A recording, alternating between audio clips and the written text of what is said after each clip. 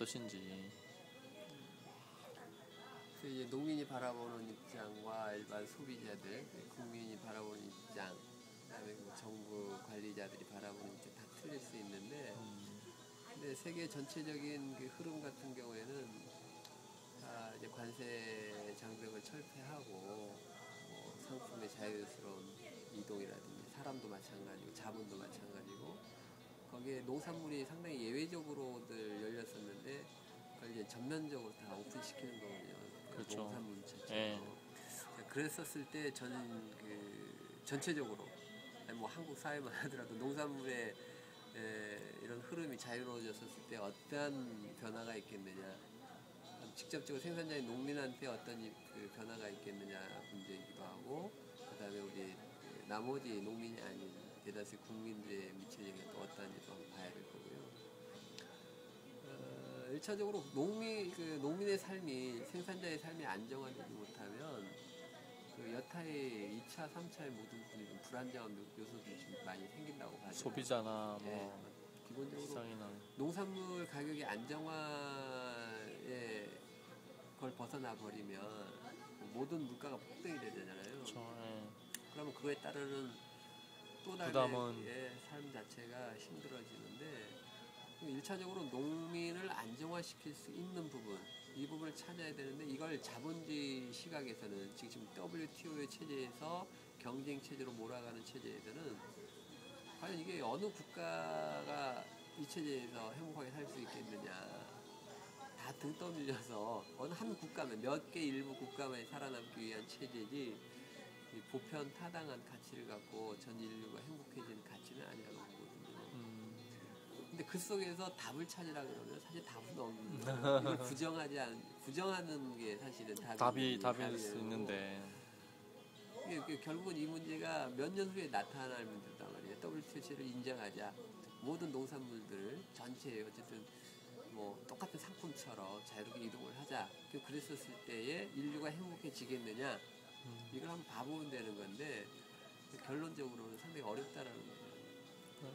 사실 보면 우리가 이제 뭐 소비자 의식도 중요하다 이렇게 이야기 많이 하는 게, 그런 이야기 이제 뭐 예를 들어서 탄소를 뭐 농산물 이동하고 하는데도 어쨌든 탄소가 발생하고, 그 다음에 농약이라든지 들어가서는 안 되는 것들이 들어가고, 뭐 가격도 뭐 어쨌든 그 농민들한테 들어가는 돈보다는, 농민들이 받을 수 있는 돈보다는 유통하는 사람들이 다 돈을 챙기고 하는 이런 구조들, 지구에도 안 좋은 이런 구조들과 좀 반대되는 로컬푸드라고 하는 운동들도 있고, 지역에서도 이제 꾸러미 서비스라고 하는 그런 서비스들이 있는데, 사실 소비자들이 그게 예를 들어서 그게 좀 비싸다, 아니면 뭐 그냥 마트에서 좀 편하고 하니까 좀 그렇게 생각을 하면 좀 어려운 부분이 좀 많은 것 같아요. 그러니까 저도 이제 그런 문제를 이제 긍정적 부분으로 바라보기는 한데 이제 본질적이지는 않다라고 또 생각도 하는 부분이 있어요. 그건 어떤 의미냐면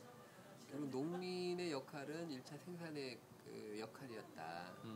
그 생산의 그 명분을 줄 수 있는 건 뭐냐면 인간 생활의 유익함, 그리고 그 건강성, 이런 부분을 책임져 줄 수 있는 1차 생산자로서 그 역할을 주는 거고, 근데 그 사람들이 또 다른 형태로 이제 시장에 나가서 너희들이 유통을 해야 될 게 아니야, 너희들이 원하는 가격을 너희들이 소비자를 발굴해서 관계를 맺어서 너희들 과제를 풀어야 될 게 아니냐, 이런 형태가 전개돼 버리는데, 사실 그러면 이제 정부가 해야 되는 역할이 빠지는 거죠. 근데 사실은 이제 그런 1차 생산적, 그런 생명과 직접 관련된, 건강과 관련된 생산자 부부들은 제 우리 뭐 국가든 사회든 자치단체든 그걸 보조적으로 됐었을 때 농민이 안정적으로 일을 할 수 있는 거고, 근데 그게 개인과 개인의 관계 속에서 능력 있는 개인이 개인을 추구하는 것과 같이 맥락이 돼버린단 말이에요. 그러면 결국 그거에 참여하지 못하는 농민들의 문제는 어떻게 또 바라볼 것이냐, 이런 문제가 또 남아버려요. 그래서 확실히 우리 부모님 세대 같은 경우에는 로컬푸드가 뭔지, 꾸러미 뭐 패키지가 뭔지, 이런 것들에 대해서 무개념이단 말이에요. 그렇죠. 열심히 일하면 나는 내가 살 수 있는 게 아니냐, 이런 사고로 이제 하시는 분들인데, 그래서 이것도 하나의 이건 과정의 일부 해결하는 노력이긴 하지만 본질적 부분은 아니다 그렇게 생각하고 이제 로컬 푸드 부분이 대안적 그 방식으로서 나오고 있는데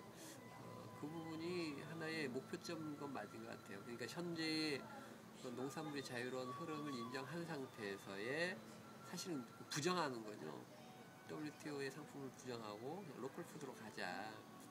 강한 메시지는 않고 부드럽게 표현하는 것이라고 보고 그게 이제 계몽적 차원에서 소비자들한테 인식시키고 아 이래야 우리가 또 우리 나라가 사는구나 우리 뭐 농부들이 사는구나 그 속에서 착한 소비가 이루어질 수 있는 그런 근간을 마련하는 건데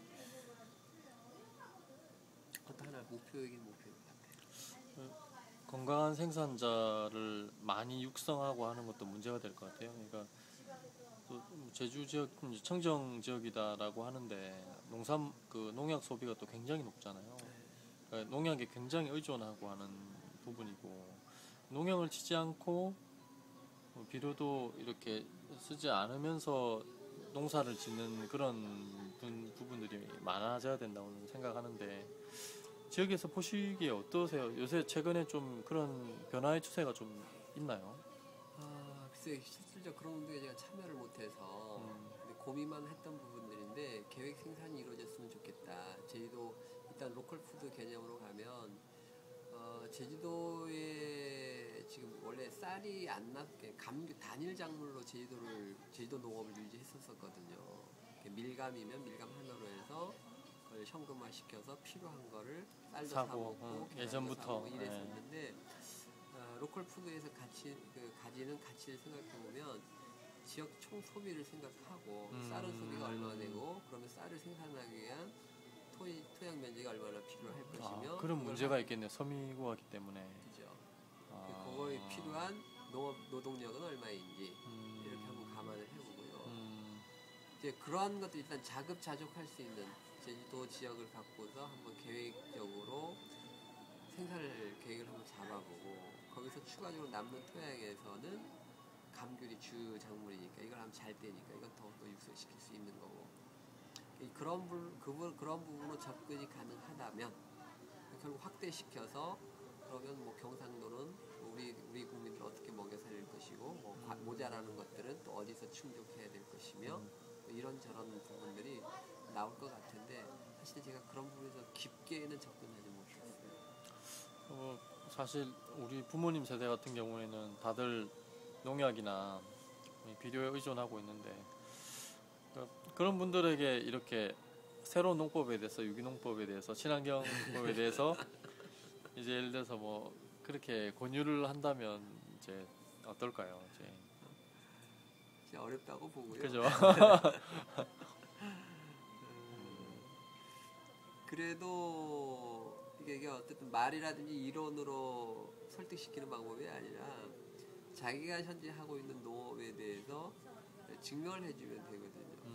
제가 하는 방식이 해봤더니 부모님 눈에는 부족하게 보일지 모르겠지만은 지금 현재 사회에서는 이런 방향으로 가고 있습니다.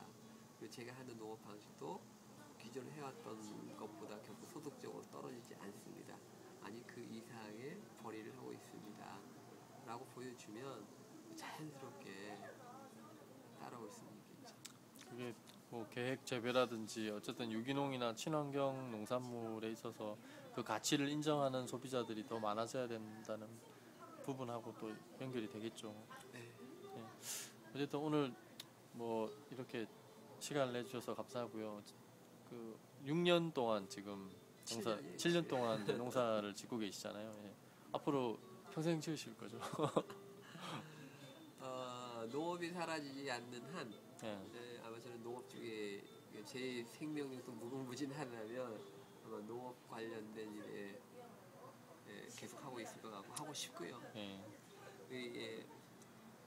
먼 미래의 농업이란 부분이 즐겁고 행복하고 누구한테 도움이 될 수 있는 그런 농업으로 자리매김했으면 좋겠어요. 네. 감사합니다. 오늘 김명찬 대표님 이제 앞으로 뭐 어쨌든 소농무루 녹차가 좀 더 많은 사람들이 또 느끼고 농업에 대해서 생각해 볼 수 있는 그런 녹차가 됐으면 합니다. 예, 감사합니다. 네, 고맙습니다. 예.